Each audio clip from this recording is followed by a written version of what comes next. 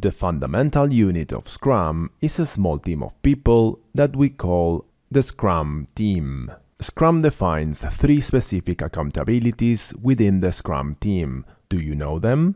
They are the product owner, the developers, and the Scrum Master.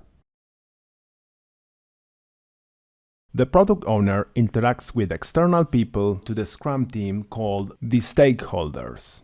That includes users, customers, investors of the project, executives, managers, departments of the company, and more. They are not a role in Scrum, but they are the ones affected and benefited by the result of the product under development by the Scrum team. They are interested in getting a solution for their problems. The stakeholders usually have a lot of different ideas, and each of them might think that their ideas are important and should have priority.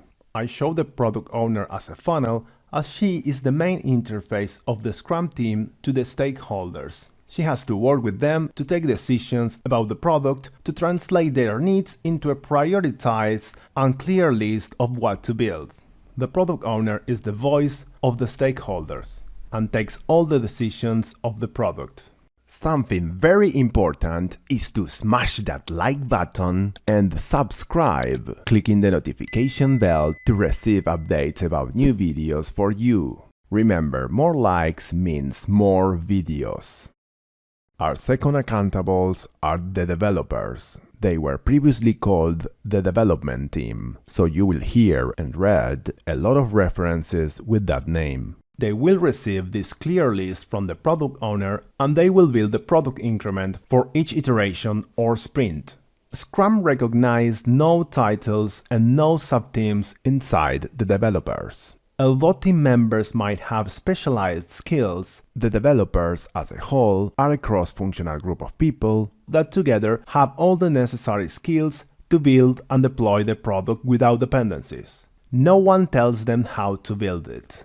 They are a self-organizing team that decides how to build the product and choose the process and tools that they want to use. No one controls them or manages them. They manage their progress themselves. Once they commit to a goal, they are accountable as a team. The only one that can tell them what to do for the product but not how, after a discussion and agreement, is the product owner. This doesn't mean that the developers cannot talk to the stakeholders.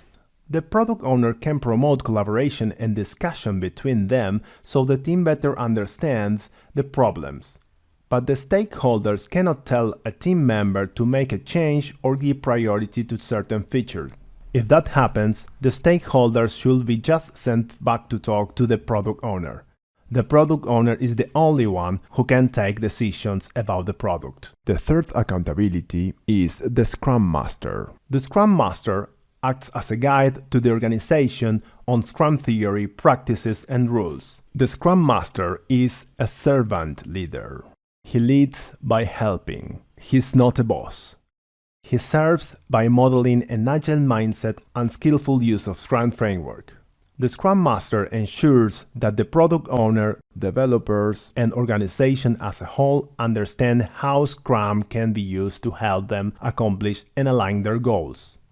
The primary goal of the product owner is to maximize the value of the product and the work of the Scrum team. The Scrum Master is responsible for ensuring that Scrum is understood and used skillfully and effectively by the Scrum team. The primary goal of the developers is to build the product increment in each sprint. Only developers can work on the product. The product owner is one person, not a committee. She represents anyone outside the Scrum team with interest in the product. The Scrum team needs a single source of truth, the product owner. The Scrum Master is one person. The size of the Scrum team should be small enough to remain nimble and large enough to complete significant work within a sprint. As a guideline, typically they are 10 or fewer people. Fewer than 3 may encounter skill constraints to deliver a potentially releasable increment. As soon as we add more team members, they have more people to talk to and to coordinate with. You can see how complex this becomes. When we are more nodes, we just need more edges. That generates too much complexity for an empirical process to be really useful.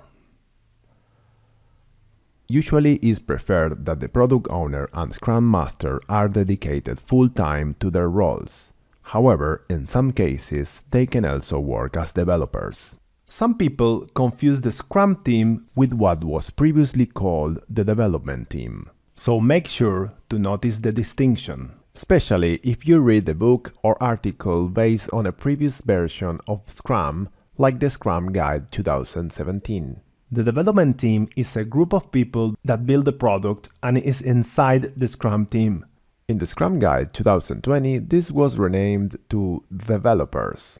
The Scrum team consists of product owner, Scrum Master, and developers. No other accountabilities are recognized in Scrum. Within a Scrum team, there are no sub-teams or hierarchies. It is a cohesive unit of professionals focused on a product goal. Scrum teams are cross-functional, meaning the members have all the skills necessary to create value each sprint. They are also self-managing, meaning they internally decide who does what, when, and how. The entire Scrum team is accountable for creating a valuable, useful increment every sprint. What do you think? Have you applied or will you apply these concepts? Tell us more in the comments below. And remember to subscribe to not miss any of our new videos.